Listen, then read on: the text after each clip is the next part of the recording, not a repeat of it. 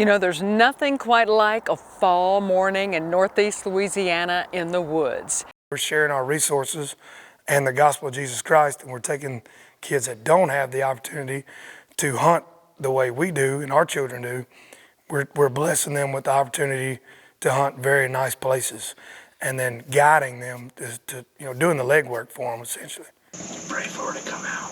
This is how he reaches young people in the great outdoors. We target a demographic of children that don't have the opportunities that we do, because growing up when I was hunting, nobody would take you to these big spots you heard about, like all the big bucks are on Tensas and on Yucatan and across the Mississippi River. I could only dream of that. I hunted a 10-acre briar patch for weeks and wouldn't see a deer.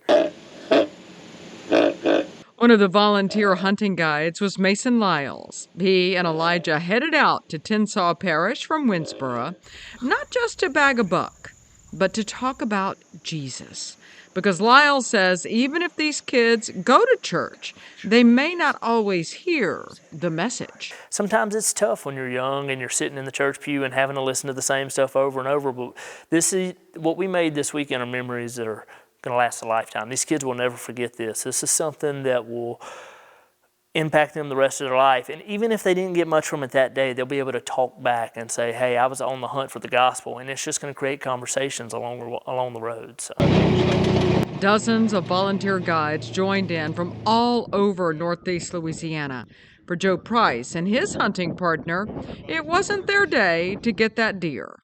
But there were still honey buns and conversation. You know, I hope they go home knowing that Jesus loves them and that we love them too as a community, and we're there to back them up with whatever they may need, whether it's hunting, Jesus, or, just know that they have a group of men and women that they can call anytime. I'm Tammy Arender with stories that matter for your ArkLaMiss news source.